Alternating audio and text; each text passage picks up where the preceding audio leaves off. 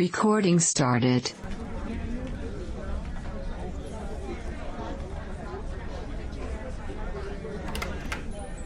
No, I don't know any more than you do, Gladys. Just because I'm up here with Dr. Grumpy don't mean he goes telling me all his business. Man, it's shiftier than my daddy's old Chevy pick-em-up truck. Ooh, Deputy Marshal just walked in. I gotta go. Gladys, your husband is only 2 years planted, God rest his soul. Have some respect and don't be thinking them sinful thoughts. But you ain't wrong, girl. Bye. Morning, Shug. You got the call from Dr. Wainwright, too, did you? Morning, Miss June. You're looking particularly lovely this morning. You do something different with your hair? Sweetheart, it is too early to be shoveling manure. Okay. I don't suppose you care to give me a heads up of what this is about. Oh, you know me, darling. I ain't one to gossip. But I'll tell you what we think. So I was talking to Gladys, and she said that the field survey team what went out late last night came back a few hours ago, and they was all shook up. Wouldn't say anything and went straight to Wainwright's office, more nervous than my nephew Steve waiting for paternity test results. Told him that child was too cute to have been his. Boy's ugly as sin and just as dim-witted to boot. So, I'm walking in there to chat about what they saw, and I'm almost afraid to guess what that was. Oh, now why fret about something till you got something to fret about? What my granddaddy used to say anyway. Now, why don't you just sashay that cute little caboose of yours down to Dr. Grumpy's office? That nasty London lady is already inside, along with Ezekiel. You know how to ride a horse, right? Yes, ma'am? Well, before it comes out accidentally, why don't you close the stable door on your britches there? Excuse me, I'm sorry. Thank you, Miss June.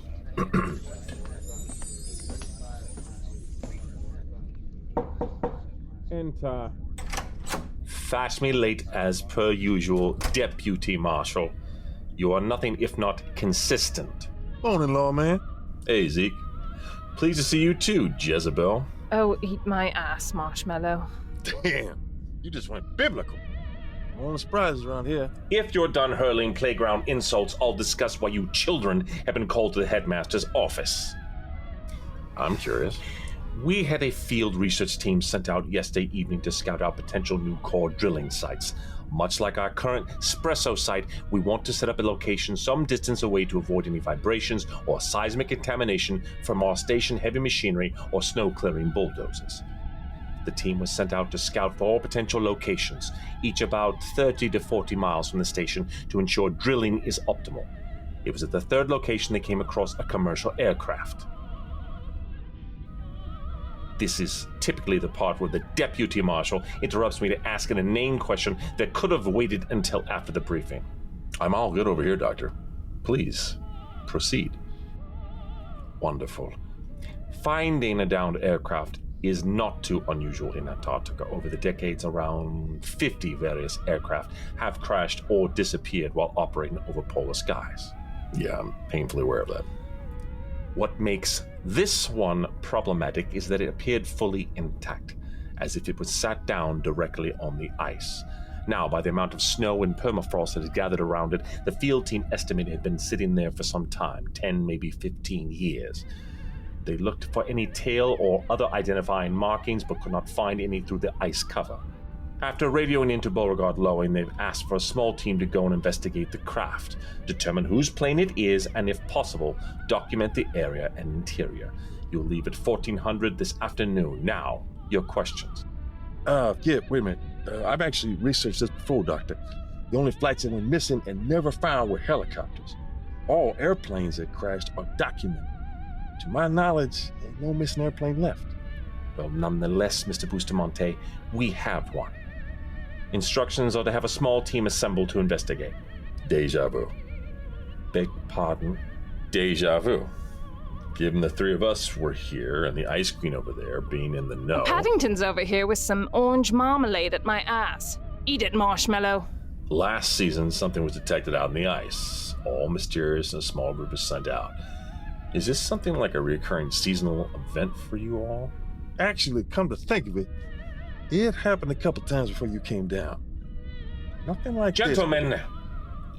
you are more than welcome to speculate and banter over your already wild and imaginative conspiracy theories on your own time. This, however, is not your time. It is my time being wasted. I've selected 4 individuals to investigate, the 3 of you and an ordnance and demolition technician. I'm sorry, did you say demolition? I'm sorry, did you say I was going with these 2 dumbasses with explosives as well? Everybody heard me correctly. My specific skill set is not required for this endeavor. Therefore, there is no need for my attendance. Mr. Bustamante, I trust your usual skill and experience in having a vehicle prepped and made ready. Head out, investigate, and come back afterwards. I've already had Mr. Lamarche notified. He's gathering his materials and will get them ready for transport. Shh, don't prompt. You may all go now.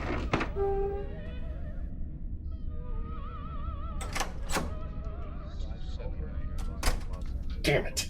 Ha ha! Told you. Boom! 20 more bucks, baby. Bonk it over, daddy.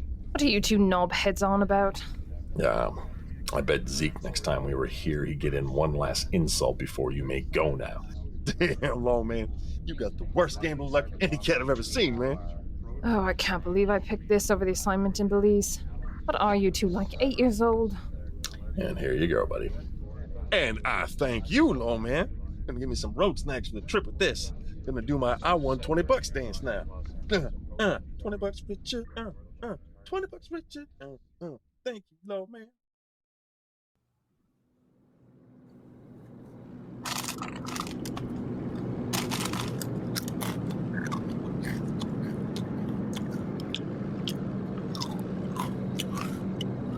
Will you stop with the munching of the crisps? It's truly annoying. I'm telling you, lawman, these spicy Takis are the bomb. Bomb! Who needs it? Where's the bomb? Yeah, baby, yeah. No. Sorry, Maurice. Use the slang word, didn't mean the noun. My bad. Used it before. Don't like Maurice. Never liked him. No, baby. Yeah. It's from Maurice, you see. This is the guy from my favorite movie. Nitro in a hotel kitchen sink in the 80s. Took out a robot. Yeah, baby. Right. Got you, Reese. Got you. You just go back and listen to your music, okay? We'll be there soon enough. It's a noun, not a verb. It's a noun, not a verb. Yeah. It's a noun, not a verb. Yeah, baby. Okay, so what's the deal with, what'd you call him? A blaster? Right.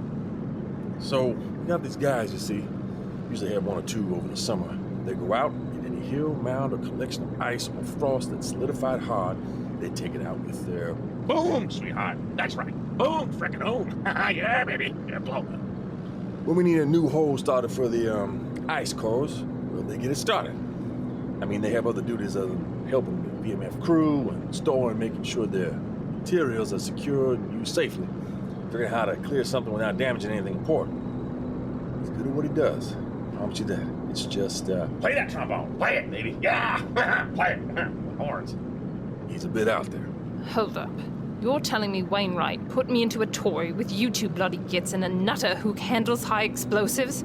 Oh, that's just rubbish. Shh, woman. Not so loud.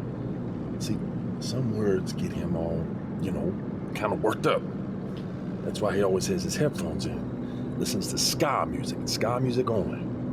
So it's the only thing that keeps him grounded. Yeah. And he's okay in handling the stuff that we're hauling while we're all sitting on 100 gallons of highly flammable gas. Oh, man, we're good. Okay. See, that sled back there, it's reinforced. While we're dragging something so small here it feels heavier and weighted, there's a container in a container. One internal is a gyro-stabilizing container, so no matter bump, shimmy, or hippie shake, it stays level and secure. I saw Wages of Fear in the enlisted lounge one time. That was so much better than this. And he's okay to be dealing and working with that stuff. Yeah. We don't get him during the winter when everything shuts down. Doc Ramos said the isolation was no good for him. But he comes back every summer. Well, I'm not saying I'm going to be playing Jenga with the cat anytime soon, but he is a master of what he does. Damn sight to see. Cat was in the U.S. Army, EOD. Oh, bloody hell.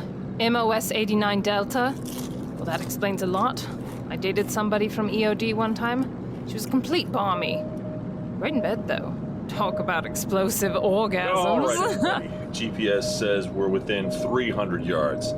Jocelyn, let's park it here and go in first on foot. I'll replace rechargeable batteries on the Yeti while you're all kid out. Chris hooked up a remote system with an iPad. This area out here has never been fully surveyed. The last thing we want is to go over a weak crevasse. Right. Yeah, baby, down it goes. It's up ahead. According to the survey team, is just on the other side of that small hill. And that's between that and another hill on the opposite side, about 45 meters out. Sleeping in between two hills, only visible if you pass from the east or west and happen to turn your head? No wonder it hasn't been spotted before. I'll radio back into Munson and say that we've arrived. We're still within range, yes? We have an antenna on the big radio tower at the station way up there. We use APX AKP25 CBs. So we could have a ways more and still get reception, yeah.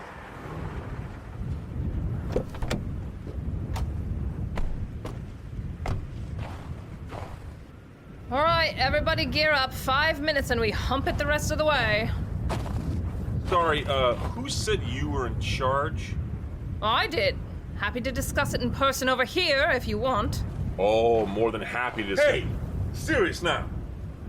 I don't know what we're about to walk into, don't know the full history between the two of you is, but I'm in charge here.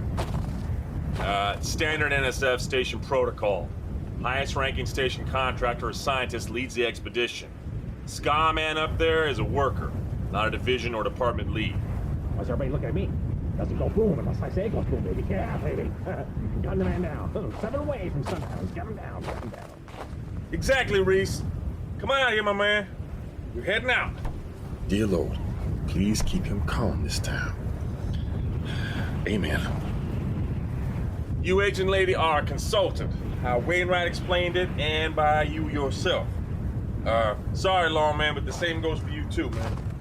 Part of the station, permanent and all that, but you ain't operations. You're not a Dexter or a Beaker or a DeWalt.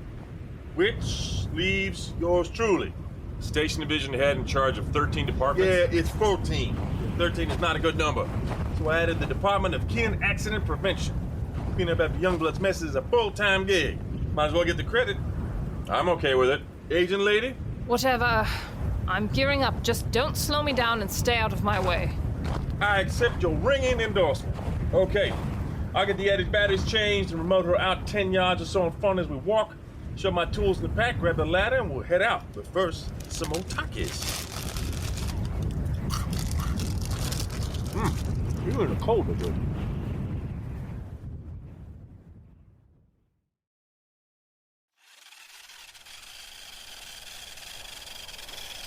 Too far ahead in front of the Yeti. You're breaking the crevasse and it's gonna be real bad. The Yeti will detect it before we... Stop! Don't move! This is just what I was... Lord, help me out here. Jocelyn, step back 10 paces, slowly. Moron just went over an open crevasse, just about bought it. You know if an accident were to... Don't even joke about that around me, lawman. Right. You're right, buddy. Sorry. We're still good. 2 more. Okay, you're clear. What? Look at this iPad here. This is us, the green dot. That's the Yeti scanner, 60 feet out. The blue dot. See all the red, wavy lines and the blinking red exclamation mark? That's death. Once more without the sarcasm, mate. You just walked directly over a crevasse with a layer of ice over it. Thankfully, it's thick enough and your weight didn't crack it. Look, Jocelyn, just bear with me for a couple of minutes, okay? The Yeti's pretty quick, and it shouldn't take too long to map out the area up to and around the plane, seeing if I can figure out how bad the situation is, okay? Mr. LaMarche. Hi. Yeah. Oh, hi. Yeah. You want to... the headphones. maybe not to... No, not a high five. No. The headphones. So he says, yeah, baby. He says, boss tones, man. You're gonna dig them, baby. And I'm like, Boston. Boston don't know ska. Boston ain't hip. Not Rascal King. More like a Rascal Swing. Swing. This ain't no swing music, baby. Oh, no. It's ska, half-cat. Yeah, that's the impression I get. Good to know. We're taking 5, okay? Hang tight. Smoke me if you got him. Smoking hot. Yeah, madness. One step beyond. Yeah. I thought this place was done surprising me. Look, Marshmallow. I have to know. We're not mates. We never will be, and I actively despise everything you are and stand for. But I gotta know. Why'd you agree to come down here? I go where I'm told to go, Jocelyn. Perform my orders and do what I'm told. Nothing more interesting than that. Oh, bollocks. Believe what you want or don't. I came down here to solve a murder, and I did. The brass asked me to stay as they wanted. They needed full-time support down there. Given the drug running, sabotage, fugitives going through, I'd say they weren't wrong. You are right about one thing, though. You, me, will never be friends. Not even work acquaintances. I tolerate your presence down here because I have no choice but to. So just ensuring we're clear. I've never forgotten what happened in Cincinnati, and I never will. Stay on your part of the station, I'll stay on mine. As far as this, you and me chatting, we're not. If there is information you have or I need to relay as part of the mission, we'll have words then and when necessary. We clear? Have it your way, Marlowe. I'm not going to get all upset about it. Good. Too right. Hey, let's go downtown to the ska show. Damn it. Okay, I got good news and I got bad news. Bad news first. Sent the Yeti around the plane twice, so these 2 hills on either side, well, they ain't just hills. They are the boundaries for a large crevasse that runs the length of this here valley, and the plane came to rest right in between them. Her tail end is resting on ice that is capping the crevasse. Just fantastic. So what's the good news then? Well, the Yeti scans downward indicate the ice the plane is sitting on is about 350 feet thick. It gets down to about 200 in other spots, but where we want to go, it's the thickest. I looked up a few things before we left, and this plane, assuming it has no fuel, or bags, people, and stuff like that, we're looking at about 350,000 pounds. So in theory, we should be okay, so as long as we don't take the snowcat closer in. The 4 of us and our gear, we should be okay. I noticed you said should be okay, not would be. Yeah. So, if we start hearing a bunch of ice cracking, we're going to want to run the same direction the plane nose is pointing at, towards the thick ice. I mapped this out a route to take so we can stay on the thickest part of the ice all the way to the plane. I'll lead the way. Just follow my route. And make sure Dance and Aberqueen back there don't wander off too far.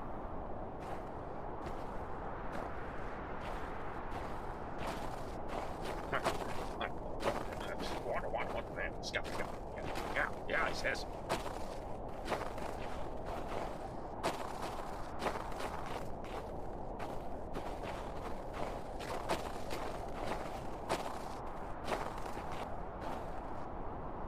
Okay, we're here. Survey team said they couldn't get up to the plane door because of the landing gear being down. So let me get the ladder set up and I'll get the door open.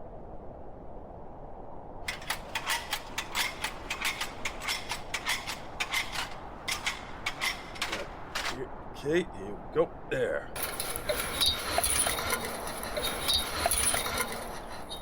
Here we go. Damn it. You want the cutting torch, buddy? Nah, hang tight. Gonna use the big boy muscles here and...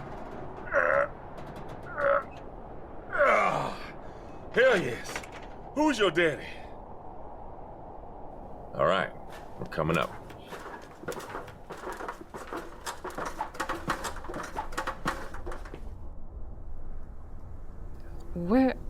Where's all the passengers? I'll check the cockpit. Looks like nobody's home.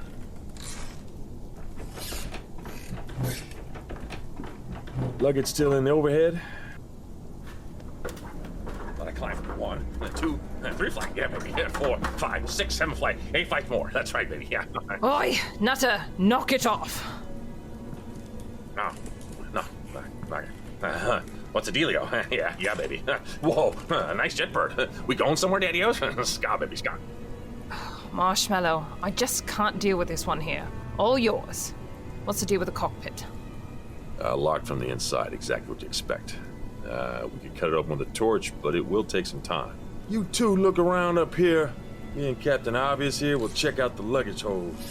See if we can get the cargo doors open as easy as the cabin did.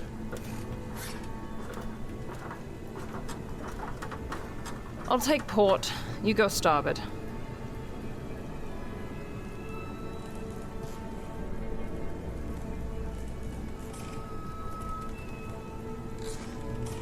You noticing the seats?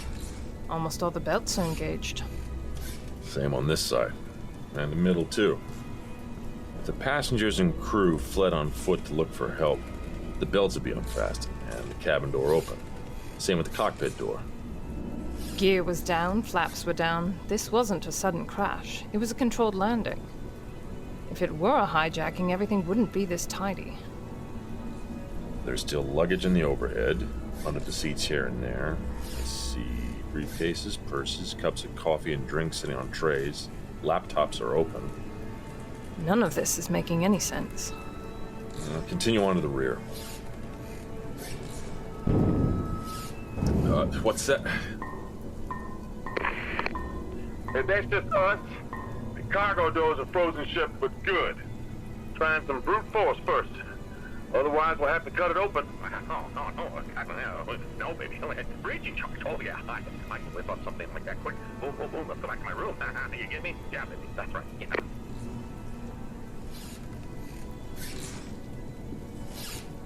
Rear galley. I'm not seeing any sign of distress, violence, or anything that tells me what happened here. Other than we found a fully airworthy plane with all the passengers missing. Have some sort of journal or ledger here. Looks like an air steward manager time card or staff roster. English writing, that's a plus. We're on Garda Airlines flight GA990, serial number 29144, line number 1305. Hey, Zeke. Go ahead, little man.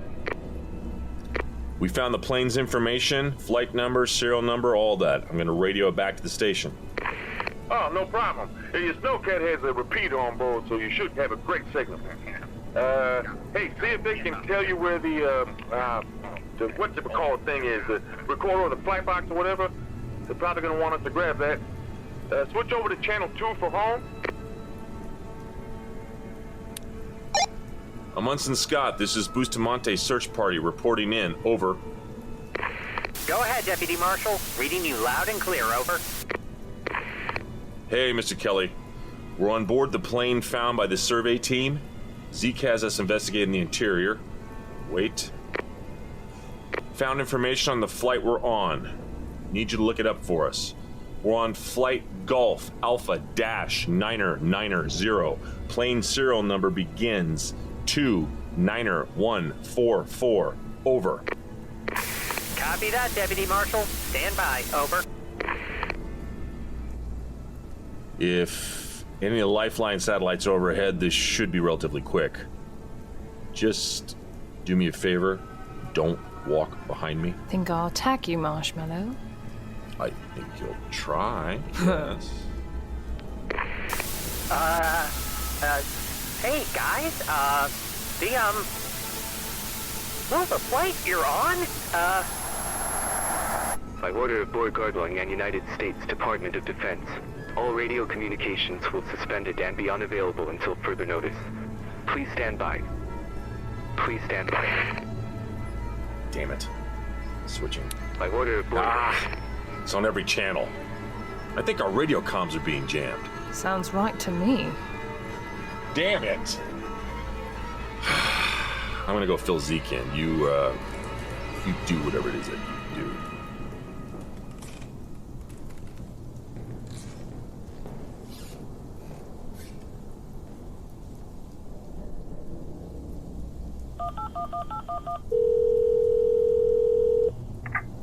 Fowler, Jocelyn, Q clearance. Authentication green 713 codex. Direct to Dante's. Priority comms this channel. The line is now secure. Agent Fowler, I'm here. What the bloody hell is all this? You're jamming comms? let me make this very easy. Here's what you're going to do.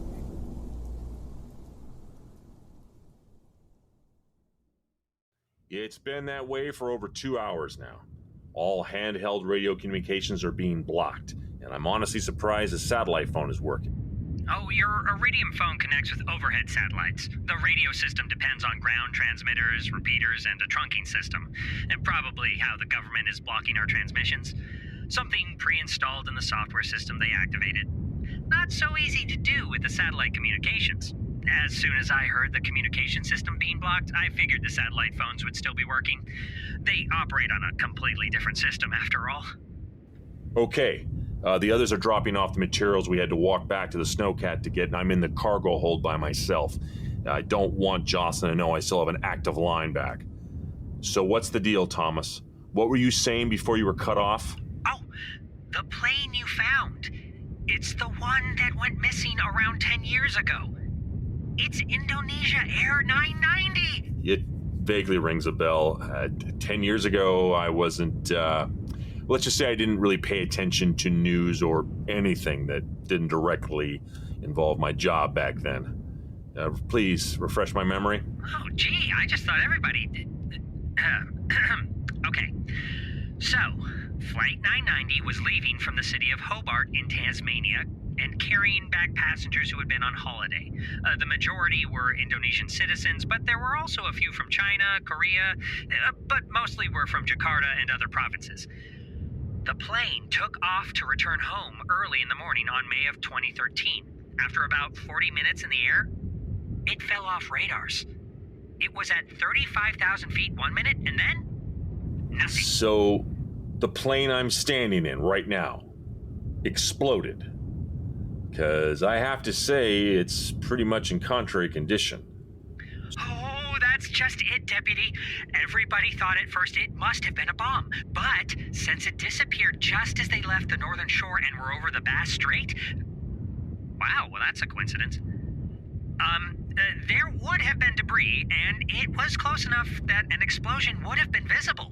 The next morning, when they failed to arrive in Jakarta, a massive search was started. There were a lot of conflicting data points coming in. One radar station would say that they were detected over the Northern Territory of Australia. Another station swore they hit a ping over the Tasmania Sea, heading towards New Zealand. Planes, ships, even satellites scanned the oceans, seas, and the outback for years looking for any sign, never finding anything until she was found 10 years later in the middle of Antarctica, fully intact, landing gear down, and not a sign of any passengers or crew.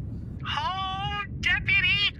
Don't you understand? You just solved the greatest aviation mystery since the disappearance of Amelia Earhart. Except, obviously, somebody suspected what this plane might be. They must have had preparations in place and were obviously monitoring, as it didn't take long after the flight and serial numbers were run for them to turn off station communications. You think the government knew in advance what happened? Yeah, Z keeps telling me I'm horrible at gambling, so it's a bet I wouldn't take, but yes, that's what I suspect. The question is, if they want the news of the discovery contained, what in specific are they hiding? Don't get me wrong, I don't want any more additional popularity for the Ice Sheriff, but I am still curious what the motive behind all this would have been. The Indonesian Defense Minister. I just remembered. Netflix released a documentary special about the whole disappearance about a year ago. One of the more interesting aspects was the flight contained at the time, the current Minister of Defense for Indonesia. They had been scheduled to return a day earlier, but stayed over in Tasmania another 12 hours for reasons still not understood. Maybe that had something to do with it. Could be, or it could be nothing more than a simple coincidence. But I'm not ruling anything out just now. Mr. Kelly, Can you and Mr. Todd do some discreet searching into what he might have been doing? What she was doing. But you bet. No problem at all, Deputy. Can you just imagine? With everything taking place with Indonesia right now, ambassadors being expelled, international tensions being, well, tense. If this came out, and if the United States was responsible? Oh, well, golly. We'll continue investigating. Keep this within the barn team for now. Don't talk about anything unless you're inside there and there only. Absolutely, Deputy. I understand. Be safe.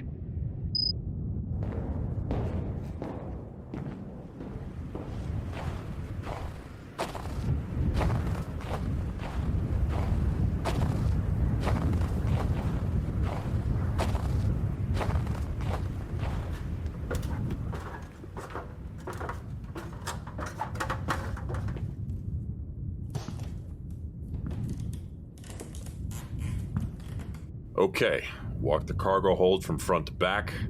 I didn't see anything other than standard luggage and a few freight pallets. Nothing that indicated it could be the source of any of this. Little spaz blaster lad got us into the cockpit by blasting off the hinges. Cracker of a job, really. Tight focus explosion. Minimal noise given the echo chamber. Your mate Zeke was right. He may be a nutter, but he's bloody great at his craft. He's out smoking a fag as we speak. Basking in it, as it were. Speaking of, where is Zeke? Up here, lawman. Yeah.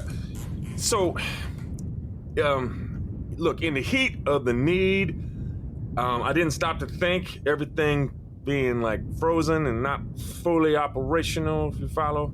Oh, you didn't. Man, it's all them damn hot Takis, lawman. All them spicy chips I ate on the way up here. And you know I got the nervous tummy when we travel. Don't you go shaming me, Bass Marlowe. You can't be... Oh, my giddy aunt, what possible? What could you... Don't need it from you either, agent lady. Oh, what are they putting to those crisp you Yanks eat? Oh, that's rancid. Man, screw you both. Like neither you make a mistake ever. Seriously, lad. Oh, that smells worse than a gas station loo. Seek medical attention for whatever is living in your gut. Okay, ha, ha, ha. We all had our laughs. Yeah, nobody is laughing, Zeke. You two want to know what I saw in the cockpit or not? Can we please discuss it back at the rear of the plane? Okay, buddy. Now, what was in there? Assuming same out here, seatbelts tight and stuff still in place? More or less, yeah, except a few specific things. Anytime now. You know how in an emergency the oxygen mask popped down? Well, theirs came out the sides. Both the front seats had oxygen masks in them. Just sitting down on the chair. Seatbelts were still locked down. But there was this clipboard next to the display screens and whatnot. Bunch of maps and numbers, but in pen, written in large letters all over that was what I think was a word in some language I don't know. Did you get a picture? No, I just left it up there. Of course I got a picture. Man, how dumb do you think I am? Oh, you don't want me to answer that first part, love. Let's see it, pal. Here you go. I don't recognize it, but given this is an Indonesian airline, stands to reason it's Indonesian. Well, short of going through all the luggage, which I'm kind of opposed to until we know more about what happened, not sure there's more to do until they lift the jamming. Yeah. Only things we couldn't get into were the cockpit and the cargo holds. But Reese and his... Hey, where is he at? He was loading stuff back on the tow sled last I saw, just before I came back in here from the cargo hold after he opened it, enjoying that cigarette of his. Huh? Is everything packed up and waiting over by... Everybody out! Out right now! Come on! Go, go, go, go, go!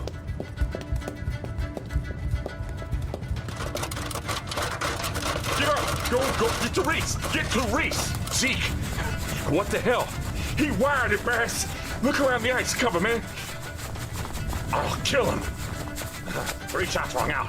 The hero's dead! The new king is crowned. Yeah, baby. Grab his hand before...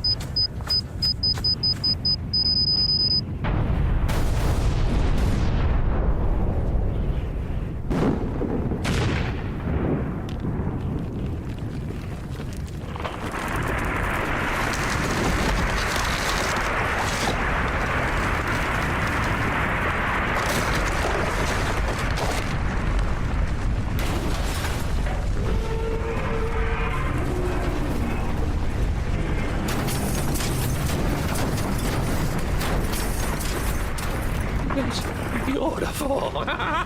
yeah, baby. What the fuck do you think you're doing? Why did you do that? You could have killed us. Ska. What? I'm gonna ska. Guess I got them all. Pretty lady. You had him do that. Are you insane? We were out there too. Are you absolutely... Why, Jocelyn? Why?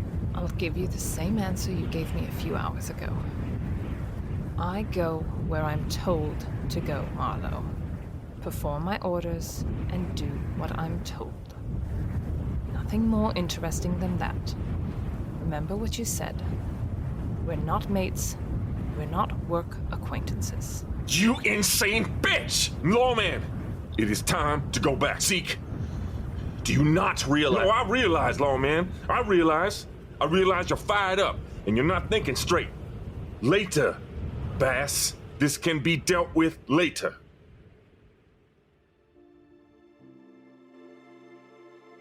This is Brian Bradley. Thank you for listening to our show. We are commercial-free and able to do so thanks to our amazing sponsors. You can help support 90 Degrees by visiting our Patreon page. Go to 90degreespodcast.com. That's the number 90 and Degrees Podcast, all one word, .com. You'll find a direct link to our Patreon page where you can make a monthly pledge and get shirts, buttons, stickers, or even a shout out as an honorary station Polly. Speaking of, we'd like to send a special shout out to the following Pollies: Nick Wolf, Tatum Adams, Monica David, Rainbow Lights, Thomas Reisky, Hummingbird, and L. Link. Thank you for your sponsorship. It helps and supports us in so many ways. This has been 90 Degrees South. On behalf of the cast and crew, I'd like to thank you for listening. If you liked the episode and are enjoying the series, please remember to give us a like, a share, a tweet, send a raven, or review on iTunes, Audioboom, or your favorite podcast site. It helps us to get the word out and keeps the cold at bay. Until next time. This has been a BMB production.